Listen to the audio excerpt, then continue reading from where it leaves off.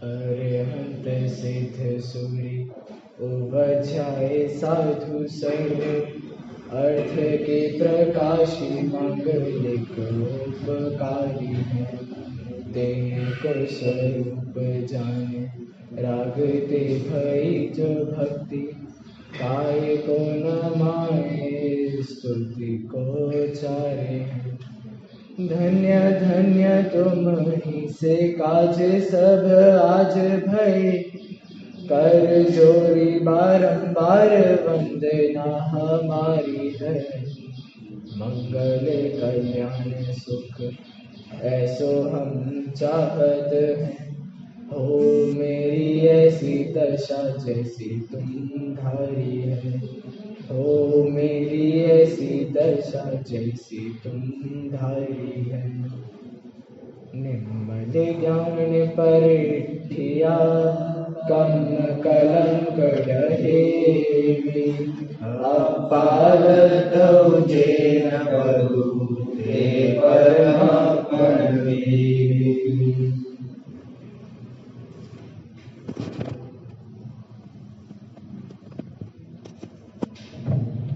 योगसार ग्रंथ विराजमान है आचार्य योगेंदु देव द्वारा रचित।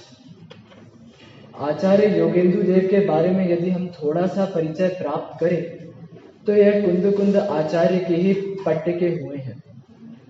जिस प्रकार कुंद कुंद आचार्य एक आध्यात्म रसिक आचार्य हुए, मुनिराज हुए, उसी प्रकार योगेंदु देव भी आध्यात्म रस से ओतप्रोत वक्ता रहे हैं। वे तल स्पर्शी विद्वान भी रहे हैं। जिस प्रकार आचार्य कुंद कुंद देव योगेंदु देव के प्रेरणा स्रोत रहे, ठीक उसी प्रकार पूज्यपाद आचार्य जो कुंद कुंद आचार्य के बाद हुए, पूज्यपाद आचार्य भी योगेंदु देव के प्रेरणा स्रोत रहे। योगेंद्र देव का समय कुंद कुंद आचार्य से करीब 1000 वर्ष बाद का मिलता है। उनकी भाषा पर यदि हम बात करें, योगेंदु देव ने किस भाषा में यह योगसार, परमात्मा प्रकाश आदि ग्रंथ लिखे, तो भाषा दो प्रकार की, एक तो विद्वत ग्राह्य और एक लोक ग्राह्य। विद्वत ग्राह्य भाषा यदि उस समय की हम परिस्थितियों को देखें तो संस्कृत और प्राकृत जो ये दो भाषाएं होती थी उस समय, ये विद्वत ग्राह्य भाषा हुआ करती थी, विद्वानों के ही ग्रहण करने योग्य होती थी। और एक लोक ग्राह्य भाषा होती थी जो अपभ्रंश भाषा होती थी। जन साधारण की जैसे आज हिंदी चलती है, ब्रिटेन आदि जगहों में इंग्लिश चलती है, वैसे ही उस समय में भारतवर्ष में अपभ्रंश भाषा लोक प्रचलित भाषा थी। तो इस भाषा में आचार्य योगेंदु देव ने अपना यह योगसार ग्रंथ लिखा। इसके पीछे का कारण क्या है जानते हैं? इस भाषा में क्यों लिखा, अपभ्रंश भाषा ही क्यों चुनी? विद्वत ग्राह्य भाषा छोड़कर अपनी विद्वत्ता का प्रदर्शन न करते हुए आचार्य देव ने मात्र अपभ्रंश भाषा में ये ग्रंथ लिखा। क्यों? सीधा एक कारण था, इन्हें आत्मा विद्वानों को नहीं बतानी थी, इन्हें आत्मबोध किसी विशिष्ट आदमियों को नहीं बताना था, इन्हें आत्मबोध जन सामान्य को कराना था। जन जन के हृदय में आत्मा बैठ सके, जन जन को इस आत्मा का स्वाद आ सके, इसीलिए उन्होंने अपभ्रंश भाषा को चुना। उसके बाद यदि हम इनके नामों को लेकर चर्चा करें तो विभिन्न विभिन्न मतों के अनुसार उनके नाम भी मिलते हैं, जोएंदु, योगेंदु, योगींद्र चंद्र आदि। लेकिन यदि हम प्राकृत से देखें, जोएंदु का योगेंदु ही ठीक बैठता है। प्राकृत से संस्कृत अनुवाद जब होता है तब जोएंदु का योगेंदु ठीक बैठता है। उसके बाद इनकी रचनाओं की चर्चा यदि करी जाए तो इन्होंने मात्र योगसार जैसा आध्यात्मिक ग्रंथ नहीं लिखा, इनके और भी कई अपभ्रंश भाषा में अत्यंत ही गूढ़ और अध्यात्म रस से ओतप्रोत ग्रंथ हैं। जैसे परमात्मा प्रकाश है। परमात्मा प्रकाश को हम योगसार को परमात्मा प्रकाश का सार कह सकते हैं। जितना वर्णन परमात्मा प्रकाश में किया गया है उसको यदि निचोड़ा जाए तो यह योगसार कहा जा सकता है। तो परमात्मा प्रकाश, योगसार, नवकार श्रावकाचार। एक और ग्रंथ है इनका अपभ्रंश भाषा में, नवकार श्रावकाचार। आगे इन्होंने मात्र अपभ्रंश भाषा में ही काम नहीं किया, संस्कृत भाषा पर भी इनका अधिकार था और प्राकृत भाषा पर भी इनका उतना ही अधिकार था जितना इन दोनों भाषाओं पर था। संस्कृत भाषा के ग्रंथों में देखें तो अध्यात्म संदोह, सुभाषित तंत्र और तत्वार्थ टीका लिखी, तथा प्राकृत में देखें तो निजातमाष्टक एक इनकी रचना पाई जाती है। आगे अब हमें चर्चा करना है इनके ही रचित योगसार नाम के ग्रंथ पर। सर्वप्रथम इस योगसार शब्द का अर्थ समझें। तो ये योगसार शब्द क्या कहता है? योग, हम सभी मैथ्स पढ़ते हैं, मैथ्स में योग का मतलब क्या होता है? प्लस करना, जोड़ना। तो हमारे आत्मा के सम्यक दर्शन, निश्चय सम्यक दर्शन ज्ञान चारित्र अर्थात वीतरागता भाव में सार अर्थात शुद्ध अवस्था, तो उस शुद्ध अवस्था का अपनी आत्मा से जुड़ना। अब ये शुद्ध अवस्था आत्मा से जुड़े तो ये शुद्ध अवस्था कोई बाहर की चीज है? तो नहीं है।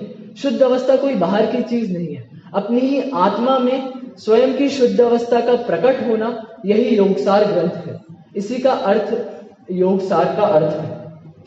आगे देखते हैं, पहले दोहे पे चर्चा करते हैं थोड़ी, एक बार सभी मिलकर पढ़ेंगे। ग्रंथ है सभी के पास, चलिए। निम्मल झाड़ परिठिया कम कलंक रहेगी, अपालक जोजेण करो तेवर मकनवेगी। नीचे हिंदी पद्यानुवाद भी है, अपन उसका भी आधार लेंगे। सब कर्म मल का नाश कर, अर प्राप्त कर निज आत्मा, जोड़ी निर्मल ध्यान में नम कर निकल परमात्मा। सर्वप्रथम मांगलिक किया, मंगलाचरण किया, और मंगलाचरण में भी क्या किया? तो सिद्ध परमेष्ठी को नमस्कार किया। हमारे आदर्श अशरीरी सिद्ध भगवान, आदर्श तुम ही मेरे। तो हमारे जो आदर्श होते हैं उन्हें ही हम सिरमौर रखते हैं। तो सर्वप्रथम आचार्य ने भी यही किया और सिद्ध परमेष्ठी को नमस्कार किया। अब सिद्ध परमेष्ठी को नमस्कार करने के पीछे कारण, अरहंत परमेष्ठी को नमोकार महामंत्र में पहले नमस्कार किया, नमो अरहंताय। वहां महामंत्र में अरहंत परमेष्ठी को सर्वप्रथम नमस्कार किया, यहां सिद्ध परमेष्ठी को नमस्कार किया। ऐसा क्यों? कोई वाद विवाद था, या उससे वह असहमत थे नमोकार मंत्र से, या इन्हें कुछ अपना नया ही प्रारंभ करना था, कुछ ऐसा था क्या? तो नहीं। सर्वप्रथम यहां पर उनका कारण सिद्ध परमेष्ठी को नमस्कार करना यह था कि मैं स्वयं सिद्ध स्वरूपी आत्मा हूं। जैसा समय सार में कुंद आचार्य देव ने पहली गाथा में सिद्धों को नमस्कार किया, वंदितु सव्व सिद्धे दुब मचल मणो वमं गदिम पत्ते, उसके बाद उन्होंने आगे प्रेरणा कही। वैसे ही ठीक उन्हीं का अनुकरण करके समय सार का रूप इस योग सार में देखा जा सकता है, और यह भी कह सकते हैं कि आचार्य योगेंद्र देव ने कुंद आचार्य देव का ही अनुकरण किया है। तो इसी को लेकर इन्होंने भी मंगलाचरण में सर्वप्रथम सिद्धों को नमस्कार किया। कैसे सिद्ध हैं? तो देखते हैं। निम्मल झाण परिठिया, अर्थात जिन्होंने शुद्ध ध्यान में स्थित होकर, परिठिया मतलब परिस्थित होकर, परिस्थित मतलब क्या? पर स्थित, पर मतलब चारों तरफ से, स्थित मतलब संपूर्ण रूप से जो हर जगह से अपने ज्ञान में ध्यान में स्थित हो गए हैं। वह ध्यान ज्ञान कैसा है? तो उसका भी एक विशेषण लगाया, निम्मल, निर्मल ध्यान। तो निर्मल ध्यान में जो स्थित हैं ऐसे सिद्ध भगवान, बराबर है। वहां कहते हैं कुंद आचार्य, वंदितु सव्व सिद्धे ध्रुव मचल मणो वमम गदिम पत्ते। वहां सिद्ध परमेष्ठी की गति की चर्चा करी कि ध्रुव, अचल, अनुपम, ऐसी गति को जो प्राप्त है सिद्ध परमेष्ठी, उन्हें मेरा नमस्कार है। और यहाँ कहते हैं कि निर्मल ध्यान में जो परिस्थित है ऐसे सिद्ध परमेष्ठी को मेरा नमस्कार है। अब ध्यान में स्थित हुए तो फल की क्या प्राप्ति हुई? तो आगे ही अगले पद में लिखा, कर्म कलंक डहेवी, कर्म कलंक को नष्ट कर दिया। और नष्ट करने से अच्छा शब्द जो डहेवी का हम देखें, अपभ्रंश से अर्थ देखें तो जला दिया, दहन कर दिया। किसको दहन कर दिया? कम कलंक दहेवी, जो कलंक रूपी कर थे उनको दहन कर दिया, उनका दहन कर दिया। अब क्या हुआ कि 8 कर्म को दहन किया और अपने ध्यान में स्थित हुए। ऐसा है कि कर्म का दहन होगा और हम अपने ध्यान में स्थित होंगे। भाषा तो ऐसी ही प्रयोग की जाती है कि ज्ञानावर्णीय कर्म का उदय का क्षयोपशम हुआ तो हमें ज्ञान हुआ। ऐसा होता है कि ज्ञान हुआ तो ज्ञानावर्णीय कर्म का क्षयोपशम हुआ। इसमें से क्या सही है? अस्ति नास्ति कथन है। एक नास्ति परक है पहला वाला और दूसरा अस्ति परक कथन है। ऐसे ही यहां पर है कि कर्म कलंक का नाश होना सो नास्ति परक कथन और आत्मा के ध्यान में संपूर्ण रूप से स्थित होना सो अस्ति परक कथन। यहां एक और चीज हम देख सकते हैं कि कर्म कलंक पर कर्मों का दहन, इस पर आधारित नहीं है ध्यान का होना। मतलब कोई व्यक्ति ऐसा कह सकता है कि जब हम कर्मों का दहन करेंगे तब तक हम ध्यान में स्थित होंगे। ऐसा नहीं है, हमें ध्यान में स्थित होना है। कर्म कलंक अपने आप ही ढह जाएंगे, दहन हो जाएंगे, नष्ट हो जाएंगे। इष्टोपदेश की पूज्यपाद आचार्य द्वारा रचित इष्टोपदेश की पहली गाथा में भी कहते हैं, यस्य स्वयं स्वभाव आपते प्रभावे प्रश्न कर्मणा। सहज स्वयं स्वभाव की प्राप्ति होगी तो इस संपूर्ण कर्म अपने आप नष्ट हो जाएंगे। संपूर्ण कर्म नष्ट होंगे तो स्वभाव की प्राप्ति होगी, ऐसा नहीं। सहज स्वभाव की प्राप्ति जब यह सिद्ध अपने आप को देखेगा, अपने सहज सिद्ध स्वभाव को जानेगा। कैसा सिद्ध स्वभाव? ध्रुव, अचल, अनुपम। ध्रुव मतलब क्या? समय सार में लिया पहली गाथा में, सिद्ध गति के विशेषण ध्रुव मतलब क्या? तो जिसने स्वभाव के अवलंबन से स्थिरता को प्राप्त किया है। उत्पाद व्यय मतलब पर्यायों से रहित हो गया है। कैसी पर्यायों से रहित? सिद्ध गति में पर्याय तो है, परंतु पर्याय में भी एक नित्यता है। निरंतर सुख सुख सुख सुख। आगामी जितनी पर्याय आएंगी अब वह सुख की ही पर्याय होंगी। वह सुख कभी दुख रूप नहीं होगा। वह जो जीव सिद्ध गति में अब गया है, अब वह लौटकर कभी संसार में नहीं आएगा। तो उसके लिए रखा एक अचल पद। अचल पद क्यों? कि उस ध्रुव स्वभाव के अवलंबन से जो अचलता प्राप्त करी है, अब वह निरंतर सिद्ध गति में ही रहेगा। बराबर है। आगे नीचे अनुपम पद रखा, उस सुख को, उस गति की विशेषता को बताने कि यह उपमा रहित है। इसकी उपमा अब हम किसी से नहीं कर सकते हैं, तो ऐसा पद रखा अनुपम। यहां पर भी रखा कि निर्मल ध्यान परिठिया, जिन्होंने निर्मल ध्यान में परिस्थित होकर संपूर्ण कर्मों का दहन कर दिया है, नष्ट कर दिया है।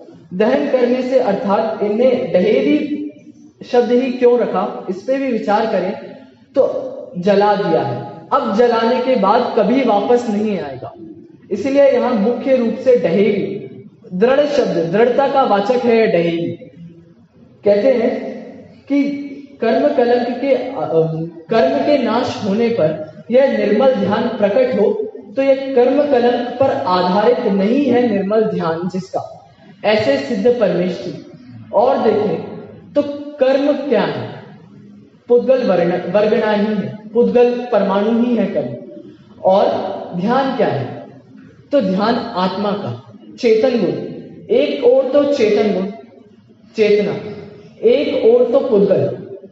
अब मुझे बताइए, पुद्गल इस चेतन पर आधारित है क्या, या चेतन इस पुद्गल पर आधारित है क्या? तो इससे तो यह साफ साफ अर्थ निकलता है कि सहज आत्मा के ध्यान में स्थित हो जाइए, कर्म कलंक अपने आप चले जाएंगे, आपको अलग करने की जरूरत नहीं है। एक द्रव्य दूसरे द्रव्य का कुछ करता है? एक द्रव्य दूसरे द्रव्य का नाश करता है? नहीं। जैन धर्म अकर्तृत्व कहता है, ये अकर्तावादी धर्म है। इसका क्या अर्थ है? यह दर्शन अकर्तावाद का पोषण करता है। इसका क्या अर्थ है? इसका यह अर्थ है कि मात्र हमारे ईश्वर कुछ नहीं करते, यह अर्थ है इसका? तो इसका अर्थ ऐसा नहीं है। इसका अर्थ यह तो है कि ईश्वर कुछ नहीं करते, किसी का कुछ न करते हैं ना धरते हैं, मात्र जानते हैं। परंतु इसका एक और अर्थ है, एक द्रव्य दूसरे द्रव्य का भी कुछ नहीं करता। यह है अकर्तावाद की पुष्टि। इससे अकर्तावाद पुष्ट होता है कि प्रत्येक द्रव्य अणु अणु स्वयं में लीन है, कर्ता न धरता कोई इस जग का, प्रत्येक कण स्वाधीन है। ऐसा इसका अर्थ है, अर्थात अकर्तावाद का यहां भी पोषण होता है। अब यदि एक द्रव्य दूसरे द्रव्य का कुछ नहीं करता है, तो जरा विचार करिए कि हमारी आत्मा का ध्यान इस पुद्गल परमाणु का कुछ कर सकता है क्या? या ये पुद्गल परमाणु हमें कलंकित कर सकता है क्या? यहाँ आचार्य देव ने विशेषण भी सिर्फ पुद्गल परमाणु को कहा है। उन्होंने ऐसा विशेषण नहीं कहा कि कर्म परमाणु के निमित्त से कलंक हो गई है आत्मा, ऐसा नहीं कहा। उन्होंने कहा कर्म ही कलंक है, ये पुद्गल ही कलंक है। इन्होंने ये भी नहीं कहा कि हमारी आत्मा कलंक है। बराबर? तो इसका यही अर्थ होता है कि इस कर्म कलंक अर्थात एक पुद्गल द्रव्य दूसरे द्रव्य का अर्थात चेतन का कुछ नहीं कर सकता। और विचार करें तो यहां अत्यंता भाव नाम की वज्र की दीवार खड़ी है दो द्रव्यों के बीच में। अब यह अत्यंता भाव क्या?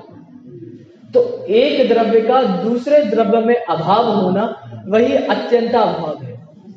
पुद्गल द्रव्य का जीव द्रव्य में अभाव होना अत्यंता भाव है।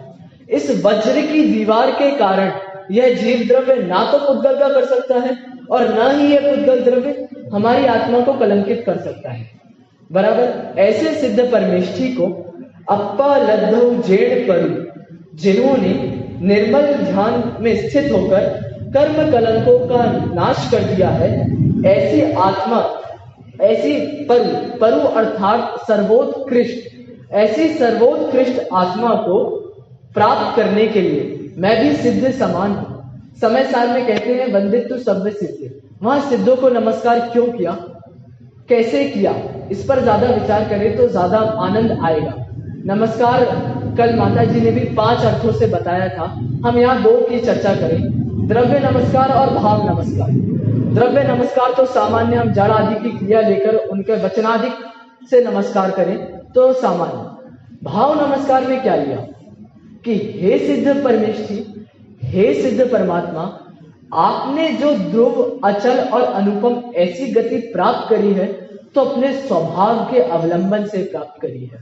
अपने स्वभाव के अंदर दृष्टि कर तब वह पर्याय प्रकट हुई। जब जब ध्रुव के अंदर दृष्टि पलटेगी तब तब पर्याय भी वैसे ही शुद्ध प्रकट होगी। तो आपने ऐसी शुद्ध पर्याय प्रकट की। ऐसा ही सिद्ध स्वभाव मेरे अंदर भी है। मैं भी ध्रुव हूं, अचल हूं, अनुपम हूं। कैसे? द्रव्य की अपेक्षा से। भले ही पर्याय में अभी पामरता है, पर्याय में अभी तो मनुष्य गति है, अभी पर्याय में तो इतनी सामर्थ्य नहीं है कि मैं उस द्रव्य की, सामर्थ्य तो बराबर है, देखिए सामर्थ्य तो है कि मैं अभी भी द्रव्य दृष्टि कर सकूं, परंतु अभी योग्यता नहीं है कह सकते। तो जब जब मैंने सिद्ध को अपने अंदर स्थापित किया और फिर मैंने अपने ही स्वभाव को नमस्कार किया तो वह सिद्ध को नमस्कार हुआ। तो अपने ही सिद्ध स्वभाव को नमस्कार करना वही सिद्ध परमेष्ठी को नमस्कार करना है। तो यहाँ इस प्रकार के नमस्कार को लिया तो कहते हैं ऐसे ही उत्कृष्ट अवस्था को प्राप्त सिद्ध परमात्मा को ते परमप्रणवेली, मैं भी ऐसे परमात्मा को नमस्कार करता हूँ। द्रव्य नमस्कार करता हूँ और भाव नमस्कार करता हूँ। द्रव्य से तो वचन आदि से जो बोला, और भाव नमस्कार से जैसे सिद्ध आप हो वैसा ही मैं अपने अंदर स्थापित करके अपने सिद्ध स्वभाव को नमस्कार करूंगा। आपको करूं दूसरी बात, ये भी बाहर चला जाएगा, लेकिन और निश्चय से देखें तो अपने ही सिद्ध स्वभाव को नमस्कार करना यही मूल मुख्य नमस्कार है। एक बार अर्थ पढ़ लेते हैं इसका। जिन्होंने शुद्ध ध्यान में स्थित होते हुए कर्मों के मल को जला डाला है तथा उत्कृष्ट परमात्मा पद को पा लिया है, उन सिद्ध परमात्माओं को नमस्कार करता हूं। ठीक है, एक बार पुनः इस दोहे को पढ़ के आगे चर्चा करेंगे।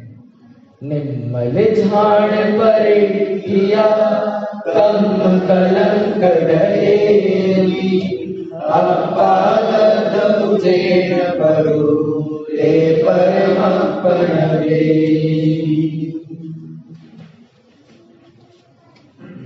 आगे नमस्कार और मंगलाचरण के ही क्रम में आचार्य को यहाँ तृप्ति नहीं हुई तो उन्होंने अरहंत परमेष्ठी को भी नमस्कार कर दिया। ऐसे ही परमात्मा प्रकाश में भी नमस्कार किया गया है। इन्हीं का ग्रंथ है परमात्मा प्रकाश, आचार्य योगेंदु द्वारा विरचित परमात्मा प्रकाश।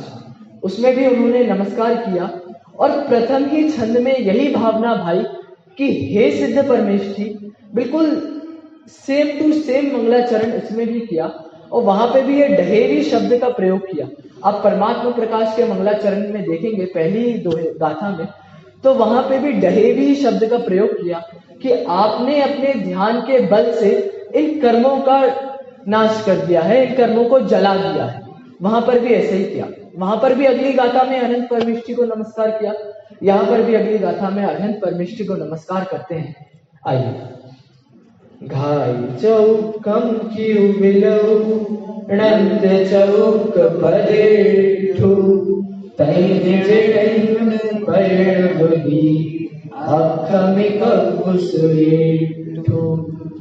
कहते हैं घाई चौक कम क्यों बिलऊ, जिन्होंने चार घाती कर्मों का विलय कर दिया है। यहां पर भी ध्यान देंगे इस विलय शब्द पर। विलय मतलब क्या? विलय, वे मतलब विशेष प्रकार से, उत्कृष्ट प्रकार से, लय मतलब नाश कर दिया है। तो जिन्होंने सर्वोत्कृष्ट प्रकार से अपने स्वभाव को जाना और चार घाती कर्मों स्वयं में भी नष्ट हो गए। भाषा में तो ऐसा ही आएगा कि लय कर दिया है, बराबर, लेकिन वहां सहजता है। सहज अपने स्वभाव को जाना, स्वयं अपने स्वभाव को जाना, और यह कर्म तो स्वयं में भी चार घातिया कर्म नष्ट हो गए। अनंत चौक पदिट्ठु, अब क्या हुआ? चार गए तो चार प्रकट भी हुए, चार घाती कर्म गए तो अनंत चतुष्टय प्रकट भी हुए। तय परिणमिति, ऐसे जिनेंद्र भगवान के पदों में नमस्कार करके, पद को नमस्कार करके, जिनेंद्र भगवान, जिन मतलब क्या? यहाँ जिनेंद्र विशेषण दिया भगवान के लिए, अरहंत परमेष्ठी के लिए जिनेंद्र विशेषण दिया। तो जिन मतलब क्या? देखिए, जिन्होंने ऐसे मिथ्या दृष्टि जी, जिन्होंने तत्व ज्ञान के मनन से दर्शन मोहिनी के तीन कर्म प्रकृतियों का मिथ्यात्व, सम्यक मिथ्यात्व और सम्यक, इन तीन प्रकृतियों का तथा अनंतानुबंधी आदि चतुष्क, अनंतानुबंधी क्रोध, अनंतानुबंधी मान, अनंतानुबंधी माया और अनंतानुबंधी लोभ। तो ऐसे मिथ्या दृष्टि जी जिन्होंने तत्व ज्ञान के मनन से, चिंतन से, स्वाध्याय से इन दर्शन मोहिनी की तीन प्रकृतियों का तथा अनंतानुबंधी चतुष्क का क्षयोपशम अथवा उपशम कर दिया है, बराबर। उसके बाद ऐसे चतुर्थ गुणस्थान को प्राप्त, वे जिन संज्ञा के धारी हैं। जिन संज्ञा किसको दी? तो चतुर्थ गुणस्थान सम्यक दृष्टि की जिन संज्ञा है। अब चौथे से लेकर 12वें तक की जिन संज्ञा है। 12वें गुणस्थान में भी ज्ञानावर्णीय, दर्शना, 12वें गुणस्थान के अंत में ज्ञानावर्णीय, दर्शनावर्णीय और अंतराय, इन तीन कर्मों का भी संपूर्णता नाश होता है और वहां 13वें गुणस्थान में जिनेंद्र की संज्ञा प्राप्त होती है। चौथे से 12वें तक जिन संज्ञा, क्यों? क्योंकि ये सम्यक दृष्टि जीव है। अब इसकी दृष्टि पलट गई है। पहले मिथ्या दृष्टि था, तत्व ज्ञान का अभ्यास, चिंतन, मनन किया, अब इसकी दृष्टि पलट गई है। अब इसका संसार में मन नहीं लगेगा, भोगों में नित्य नए भोगों में नहीं रमेगा। जहां पीठ थी वहां दृष्टि कर ली, और जहां दृष्टि है वहां पीठ कर ली। हमें भी क्या करना है? हमारी दृष्टि अभी कहाँ है? संसार में है। जित डिठा उत्पिठा ऐसा आता है, जहां दृष्टि है वहां तो पीठ करना है, और जहां पीठ है वहां दृष्टि करना है। संसार में हमारी दृष्टि है तो उससे घुमा लीजिए, अंदर स्वभाव में दृष्टि कर लीजिए, और अंदर स्वभाव में अभी हम लोग पीठ दिखाए बैठे हैं। जैसे आड़ लगा देते हैं, पर्दा डाल देते हैं, वैसे पीठ दिखाए बैठे हैं अभी अंदर स्वभाव में। तो उस समय उधर घुमाकर संसार में तो आड़ डाल लीजिए, आवरण डाल लीजिए, पर्दा डाल लीजिए, और अंदर स्वभाव की ओर दृष्टि कर लीजिए। तो ऐसे ही अब वह चौथे गुणस्थान में जब इसके सम्यक्त्व प्रकट हुआ तो उसकी दृष्टि पलट गई, इसका भव भ्रमण अल्प ही रह गया है। तो ऐसे चौथे से 12वें गुणस्थान तक जिन संज्ञा प्राप्त हुई, और जब वहां 12वें गुणस्थान में भी शेष 3 घातिया कर्मों का भी क्षय किया, तो 13वें गुणस्थान संयोग केवली, वहां जाकर इस जिनेन्द्र संज्ञा प्राप्त हुई। तो कैसे जिनेन्द्र परमेष्ठी? तो घाती 4 घातिया कर्मों का क्षय किया और 4 चतुष्टय अनंत चतुष्टय प्राप्त किए। ऐसे जिनेन्द्र, जिन नहीं जिनेन्द्र, ऐसे जिनेन्द्र के लिए मैं नमस्कार करता हूं। अब जब वहां 4 घातिया कर्मों का नाश किया तो यहाँ 4 चतुष्टय प्राप्त करे, अनंत चतुष्टय, तो उसके साथ और क्या प्रकट हुआ? तो 9 केवल लब्धियां प्रकट हुई। 9 लब्धियां कौन कौन सी? मुनिगणधर आदि सेवत महंत नव केवल लब्धि रमाधरम। वितराग स्तुति में, देव स्तुति में आता है, तो वहां 9 लब्धियां कही, 9 लब्धियां प्रकट होती हैं। कैसी 9 लब्धियां? अनंत ज्ञान, अनंत दर्शन, अनंत दान, अनंत लाभ, अनंत भोग, अनंत उपभोग, अनंत वीर्य, अनंत सुख। और अनंत सुख तो बाद में, इधर 9 लब्धियों में छायक सम्यक्त्व और छायक चारित्र्य, ये 9 लब्धियां प्लस अनंत सुख, ऐसे 10 इन्होंने प्रकट किए। अब इन 10 का ही वर्गीकरण हम 4 के अंदर कर सकते हैं। कौन से 4? अनंत ज्ञान, अनंत दर्शन, अनंत सुख, अनंत वीर। इन 4 के अंदर ही ये 10 समाहित हो गए। कैसे हो गए? सो जो अनंत ज्ञान और अनंत दर्शन तो बराबर, पहले के 2। अभी ये 5 जो थे, अनंत दान आदि, दान, लाभ, भोग, उपभोग, वीर, ये 5 अनंत वीर की ही पर्याय है, उन्हीं की ही परिणाम है। तो ये अनंत वीर के अंदर समाहित हो गए। और छायक, जब छायक सम्यक्त्व और छायक चारित्र्य होगा तब अनंत सुख होगा। तो अनंत सुख के अंदर छायक सम्यक्त्व और छायक चारित्र्य भी आ गया। तो ऐसे ये 4 के अंदर ये 10 समाहित हो गए। तो यहाँ 4 को नाश किया और 4 को उत्पन्न किया। ऐसे अनंत परमेष्ठी के चरणों में मैं नमस्कार करता हूँ। नमस्कार से हर बार आप वही अर्थ लीजिएगा, द्रव्य नमस्कार और भाव नमस्कार। तो यहाँ भाव नमस्कार कर ही जोड़ दीजिएगा। आगे कहते हैं अक्षमि कब्बु सुइठु। क्या करता हूं मैं? यहाँ आचार्य प्रतिज्ञा करते हैं, जैसे वहां कहा था बोच्छामि समय पाहो। हम तुलना कर सकते हैं दोनों ग्रंथों की, तो बिल्कुल समान रूप से ही मिलेगा। वहां उन्होंने कहा बोच्छामि समय पाहुड़, मैं समय पाहुड़ कहने की अब प्रतिज्ञा करता हूं। सिद्धों को नमस्कार किया, श्रुत केवली द्वारा रचित अब समय सार को कहने की प्रतिज्ञा करता हूं। यहाँ पर भी सिद्धों को नमस्कार किया, अरहंतों को नमस्कार किया, णमो सिद्धाड़म, णमो अरहंताड़म, बराबर। उसके बाद यहाँ भी प्रतिज्ञा करते हैं अक्षमि कव्वु सुइठु।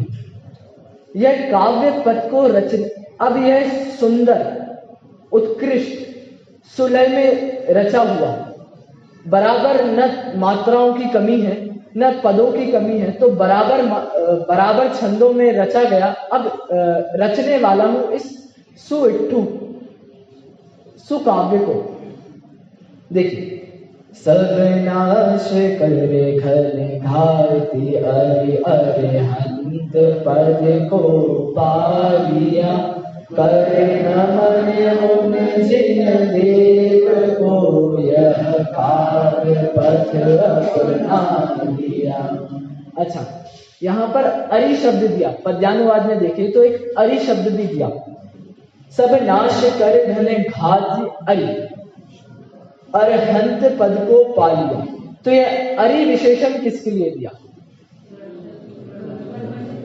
घन घाती कर्मों के लिए। अच्छा, घाती कर्मों के लिए भी एक और विशेषण दे दिया, घन। तो नियम सार में इस विशेषण का प्रयोग किया अरहंत परमेष्ठी की परिभाषा बताने कि जिन्होंने घन घाती कर्मों का नाश कर दिया। तो ये घन मतलब क्या? सॉलिड होता है, सॉलिड 3D फिगर जो सॉलिड आयरन हथौड़ा, तो वो हथौड़ा घन होता है। तो उसको ठोकने से हथौड़े में कोई फर्क नहीं आएगा, जिस पर ठोकेंगे उसमें फर्क आएगा। तो ऐसे कर्म थे, ऐसे मजबूत घन घाती कर्म थे, उनका अरहंत परमेष्ठी ने नाश कर दिया है। और यहां अरि विशेषण भी दिया। अरि विशेषण दौलत राम जी ने अपनी देव स्तुति में लिखा, सकल गेय ज्ञायक तदपि निजानंद रसली, सो जिनेन्द्र जयवंत ने अरि रज रहस्य विहि। वहां भी अरि शब्द लिया। तो अरि मतलब क्या? शत्रु। शत्रु कौन? तो ये घाती कर्म हमारे शत्रु में। अभी क्या होता है, हम इन्हें मित्र माने बैठे हैं, इसीलिए अपने पास इकट्ठा करके रखा है। लेकिन जिस दिन हम इसे शत्रु मान लेंगे, वहां चौथे गुण स्थान में जब इसकी दृष्टि पलटी थी, मतलब इसने मित्र को शत्रु बना लिया, ऐसा नहीं, शत्रु को शत्रुवत जान लिया। वह शत्रु थे, मित्र तो कभी थे ही नहीं। तो शत्रु को स्वयं शत्रु जान लिया, ऐसी दृष्टि पलटी। तो यहां इन्होंने शत्रु का नाश किया। अब हम अरहंत पद में भी देख सकते हैं। अरहंत की भी यदि हम उनको तोड़े तो अरिहंत, हंत मतलब हन धातु से यह शब्द बना है। तो हन मतलब तो नाश करना, मारना, घात करना। और अरि मतलब क्या? तो अरि मतलब शत्रु। तो पुनः वही अर्थ निकलता है कि जिन्होंने चार घातिया, चार घन घाती रूप कर्मों का, शत्रुओं का नाश कर दिया, ऐसे अरहंत परमेष्ठी के चरणों में मैं नमस्कार करता हूं। और क्या करता हूं? मैं प्रतिज्ञा लेता हूं कि अब एक सुंदर काव्य की रचना करने जा रहा हूं। अखमी कब्बुसु इट्टू। चल एक बार पुनः इसका पाठ करते हैं, फिर आगे चर्चा करते हैं। घई चौखम की उबिलो अड़त चौक पदेठू, तहि जड़निया पैणवी अखमी कब्बुसु इट्टू। आगे कहते हैं कि यह ग्रंथ किसके लिए लिखा? मंगलाचरण तो कर दिया। जब मैंने आपको भाषा के दो भेद बताए थे, एक तो विद्वत ग्राह्य और एक लोक ग्राह्य, तो वहां जब मैंने कहा कि लोक ग्राह्य भाषा में यह लिखा गया है, तो क्यों लिखा गया? कि जन जन को समझ में आ जाए, लोक समूह में सभी को समझ में आए आत्मा की बात, इसीलिए मैंने यह ग्रंथ इस भाषा में लिखा। तो वहीं अब तीसरे दोहे में यह ग्रंथ को कहने का निमित्त व प्रयोजन, किस निमित्त से लिखा और किस प्रयोजन से लिखा। तो पहली बात तो यह समझ में आ गई कि हम सभी के लिए लिखा है। अब और देखते हैं कि किसके लिए लिखा। संसारम भय भिया मोक हम लालसिया, अप्पा संबोहन करी कर दो एक बना। है मोक्ष की अभिलाष भयभीत है, संसार से समर्पित यह देशना उन भग जीवों के लिए। चलिए समय हो गया है। एक बार दूसरी गाथा का सामान्य अर्थ पढ़ के तीसरे दोहे से हम कल से चर्चा करेंगे। दूसरा दोहा अर्थ, जिसने चार घातिया कर्मों का क्षय किया है तथा अनंत चतुष्टय का लाभ प्राप्त किया है, उन जिनेन्द्र के पदों को नमस्कार करके सुंदर प्रिय काव्य को कहता हूं। यहां इन्होंने अब प्रतिज्ञा कर ली है, अतः यह भावना भाते हैं कि हम एक सुंदर काव्य को कहने जा रहा हूं, अतः यह अपेक्षा भी रखते हैं। यद्यपि मुनि भगवंत तो कोई अपेक्षा रखते नहीं। आखिरी 108वें दोहे में तो यहां तक कह देंगे कि यह मैंने स्वयं के लिए लिखा है, 108वें दोहे में ऐसा लिखा है कि ये स्वयं को संबोधन करने के लिए इस योगेंद्र देव ने यह ग्रंथ को लिखा, योगसार को लिखा। परंतु अब यहाँ हमारा कर्तव्य बनता है कि अब हम इस मार्ग में लगकर इस ग्रंथ का अध्ययन, न केवल इस ग्रंथ का अध्ययन कर, परंतु इस ग्रंथ द्वारा जो प्रतिपाद्य है, यह तो प्रतिपादक हो गया, परंतु इसके द्वारा जो प्रतिपाद्य है, जो आत्मा है, जो इन कर्मों से रहित एक शुद्ध आत्मा है, उसका ध्यान करें। इसी मंगल भावना से आज की वाणी को विराम दें। ओम नमः शिवाय। जिनेंद्र अर्चना, पेज नंबर 252।